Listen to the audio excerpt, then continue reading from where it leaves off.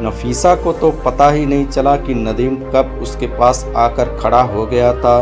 जब नदीम ने उसके कंधे पे हाथ रखा तो वह चौंक पड़ी और पूछी, आप यहाँ पे कब आए जनाब? जब तुमने देखा, कहते हुए नदीम ने नफीसा को गौर से देखा। ऐसे क्या देख रहे हैं? नफीसा ने शरारत भरे लहजे में पूछा। तुम वाकई बहुत खूबसूरत हो, ऐसा लगता है जैसे कमरे में चांद उतर आया है। नदीम ने नफीसा की आंखों में झांकते हुए कहा, आपकी दीवानगी भी निकाह के 7 साल भी कम नहीं हुई है। नफीसा हंसते हुए बोली, क्या करूं, यह तुम्हारे हुस्न की करामात है।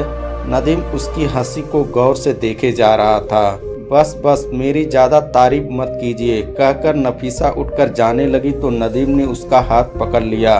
क्या कर रहे हैं आप? कोई आ जाएगा, नफीसा बोली। तो नदीम ने उसका हाथ छोड़ दिया और वह मुस्कुराते हुए कमरे से चली गई। रात घिर चुकी थी, न जाने क्यों रात होते ही नफीसा घबरा जाती, उसे डर सा लगने लगता। नदीम उसके बगल में सो रहा होता था, मगर उसे लगता जैसे वह उसके पास रहकर भी अकेली है। नफीसा सोचने लगी, कितने साल गुजर गए या गुजरते जा रहे हैं। बिन बादल और प्यास से भरी जिंदगी में पानी तलाशते हुए हवा के साथ मैं बहुत दूर निकल जाती हूँ, मगर मुझे कोई सहारा नजर नहीं आता। बारिश का एक कतरा सीप के अंदर मोती पैदा कर देता है, मगर मैं कुछ कर नहीं पा रही हूँ। रात का पहला पहर बीत चुका था, मगर नफीसा जाग रही थी।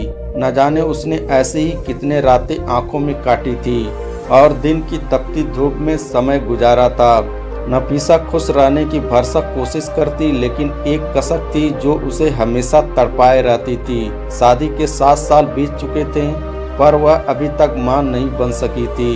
नफीसा को दिल में एक चुभन और घुटन सी महसूस होती। उसकी आंखें आसमान से हटकर जमीन पे टिक जाती थीं। यह जमीन भी न जाने कितने ही चीजें पैदा करती है, अनाज से लेकर कोयला, पत्थर, सोना और लोहा भी, मगर उसकी अपनी जमीन जैसे बंजर हो गई थी। कभी कभी नफीसा पलंग पे निढाल होकर सिसकने लगती, मगर कसूर उसका नहीं था और ना ही कमी नदीम में थी। इस बात का इल्जाम किस पे लगाया जाए? नदीम नफीसा को हर तरह से खुश करने की कोशिश करता, मगर नफीसा जब नदीम की अम्मा का चेहरा देखती तो कांप जाती। जबान से न कहते हुए भी आंखों और चेहरे से माँ बहुत कुछ कह जाती। मुझे तो खानदान की फिक्र है, ऐसा लगता है अब खानदान यहीं पे खत्म हो जाएगा। घर में कोई चिराग जलाने वाला भी नहीं होगा, कोई फतीहा भी नहीं पड़ेगा। न जाने कितनी बातें, कितनी शिकायतें और ताने अम्मा के चेहरे से जाहिर थे, मगर बेटे की वजह से मानो उनकी जबान गूंगी हो गई थी। नफीसा बखूबी समझती थी कि अम्मा अंदर ही अंदर दुख से भरी हैं और यह लावा किसी भी दिन ज्वालामुखी बनकर बाहर आ सकता है। फिर शायद नदीम भी उससे अपने आप को महफूज न कर पाए और अम्मा के कहने पे कोई ऐसा कदम उठा ले जो उसके वजूद को तार तार कर दे। नहीं, ऐसा नहीं हो सकता। उसका नदीम ऐसा हरगिज नहीं कर सकता। वह उसे जुनून की हद तक मोहब्बत करता है। नफीसा ने कई बार जाने माने डॉक्टरों को दिखाया, ताबीज और मिन्नत का सहारा लिया, लेकिन मायूसी के सिवा कुछ न मिला। नदीम ने भी माहिर डॉक्टर के पास जाकर अपना चेकअप कराने में कोई कसर नहीं उठा रखी थी, फिर भी नफीसा का दामन खाली ही रहा। नफीसा हर उस हसीन लम्हे का इंतजार करती जब उसकी उम्मीदें पूरी हों, उसकी गोद भरे और वह खुशी से फूली न समाये, लेकिन जैसे खुशी उससे रूठ गई थी। अम्मा चाहती थी कि जल्द से जल्द उनका घर बच्चे की किलकारियों से गूंज उठे, 2 नन्हे नन्हे हाथ उनकी तरफ बढ़े, लड़खड़ाते कदमों से कोई उनकी तरफ कदम बढ़ाए और वे दौड़कर उसे गले लगा लें, उसे खूब चूमे और सारा प्यार उस पर न्यौछावर कर दें। इसके लिए नफीसा ने हर तरह की कोशिश की, दवा से लेकर दुआ तक, यहाँ तक कि अब उसने मज़ारों को भी खाक छानना शुरू कर दी थी, शायद उसका घर रोशन हो जाए। शहर में उन दिनों शाह सलमान सफुद्दीन की काफ़ी चर्चा थी, दूर दूर तक उनके मुरीद थे।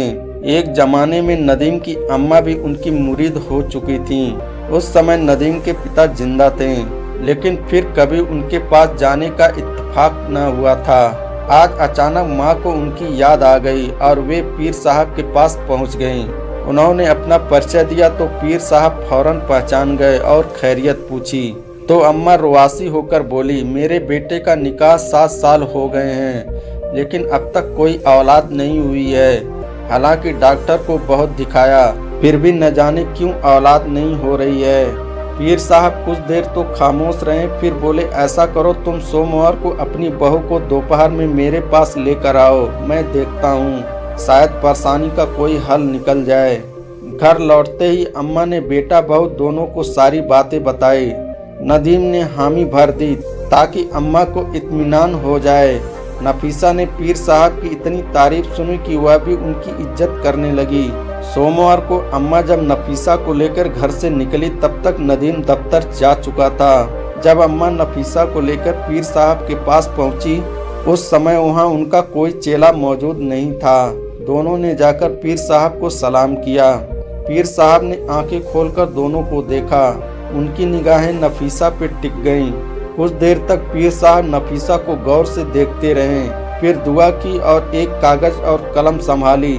क्या नाम है तुम्हारा? उन्होंने गंभीर होकर पूछा। नफीसा। शौहर का नाम? नदीम। इस बार अम्मा बोली। और अब्बा का नाम? जी अब्दुल। नफीसा ने कहा। अम्मा का नाम? हाजरा। तुम्हारा निकाह कब हुआ था? निकाह की तारीख याद है क्या? 24 नवंबर को। तमाम ब्यौरा लिखकर पीर साहब काफी देर तक हिसाब किताब मिलाते रहे और वे दोनों पीर साहब को देखती रहीं।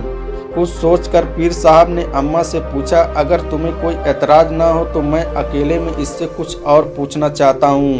पीर साहब, आप कैसी बातें करते हैं, मुझे कोई एतराज नहीं है, अम्मा ने कहा। पीर साहब उठे और नफीसा को इशारे से अंदर चलने को कहा। नफीसा पल भर के लिए झिझकी। उसने सास की तरफ देखा और उनका इशारा पाकर उठ खड़ी हुई। दूसरी तरफ पीर साहब का कमरा था। जब दोनों उस कमरे में दाखिल हुए तो पीर साहब ने दरवाजा अंदर से बंद कर लिया। नफीसा का दिल धक से रह गया। अकेले कमरे में दूसरे मर्द के साथ खुद को देखकर वह पसीना पसीना हो गई, मगर उसे इत्मीनान भी हो गया कि वह पीर साहब के साथ है और बाहर सास भी बैठी हैं। यह सब उन्हीं के कहने के मुताबिक हो रहा है। सामने पलंग पे बैठ जाओ, कहकर उन्होंने शेल्फ से एक किताब निकाली। पन्ने उलट पलट किए, फिर नफीसा को देखा। नफीसा पलंग पे बैठी इधर उधर नजरें घुमा रही थी। उसकी समझ में नहीं आ रहा था कि पीर साहब क्या करेंगे। पीर साहब जो कागज साथ लाए थे उस पे निगाह डाली और कुछ बुदबुदाए। उसके बाद पीर साहब ने किताब को शेल्फ में वापस रखा। कागज को देखते हुए वह नफीसा के बिल्कुल पास आकर बैठ गए। नफीसा ने चाहा कि वह अलग हट जाए, मगर न जाने क्यों उसकी हिम्मत जवाब दे चुकी थी। पता नहीं पीर साहब बुरा मान जाएं और कुछ कह दें। नफीसा, तुम्हें औलाद चाहिए, कहते हुए पीर साहब ने नफीसा के सिर पे हाथ रख दिया। नफीसा का गला सूखने लगा था, कोई आवाज न निकली। उसने आहिस्ता से हाँ में सिर हिला दिया। डॉक्टर ने मुआयना करने के बाद बताया कि तुम दोनों में कोई खराबी नहीं है। पीर साहब ने पूछा। नफीसा इस बार मुश्किल से सिर हिला सकी। फिर तो तुम्हें मेरी पनाह में आना होगा, पीर साहब ने जोर देकर कहा। नफीसा ने सिर उठाकर पीर साहब को देखा। यह बात उसकी समझ से बाहर थी। मेरी आंखों में देखो, कहते हुए पीर साहब और करीब आ गए। नफीसा ने उनकी आंखों में झांका। उनकी आंखों में लाल लाल डोरे तैर रहे थे। वह सहम सी गई। तभी पीर साहब की आवाज ने उसे खौफ के अंधेरे कुएं की तरफ धकेल दिया। अगर तुम औलाद पैदा नहीं की तो तुम्हारी जिंदगी दूभर हो जाएगी। तुम्हारी सास तुम्हें ताने दे देकर खुदकुशी करने पे मजबूर कर देगी और शौहर भी एक दिन मजबूर होकर दूसरी शादी कर लेगा। मगर मैं क्या कर सकती हूँ? तुम बच्चा पैदा कर सकती हो। कैसे? मेरे करीब आओ, पीर साहब ने कहा। तो नफीसा थोड़ा झिझकते हुए जरा सरकी। नफीसा पे किसी तरह का खुमार सा चढ़ रहा था या औलाद पाने की ख्वाहिश थी, जिसने उसकी शर्म की सारी जंजीरें एक झटके के साथ तोड़ दी। बाहर अम्मा उम्मीदों की गुलशन सजाए इंतजार कर रही थीं कि पीर साहब जरूर ऐसा काम करेंगे कि उसकी बहू औलाद के महरूम नहीं रहेगी। काफी देर के बाद दोनों बाहर आए। नफीसा ने सिर पे आंचल डाल रखा था। पीर साहब, मेरी बहू माँ बनेगी ना? अम्मा ने बेकरारी से पूछा। मैंने इलाज कर दिया है, अगर ऊपर वाले ने चाहा तो यह जल्दी माँ बन जाएगी, लेकिन इसके लिए नफीसा को 1-2 बार और आना पड़ेगा, पीर साहब ने कहा।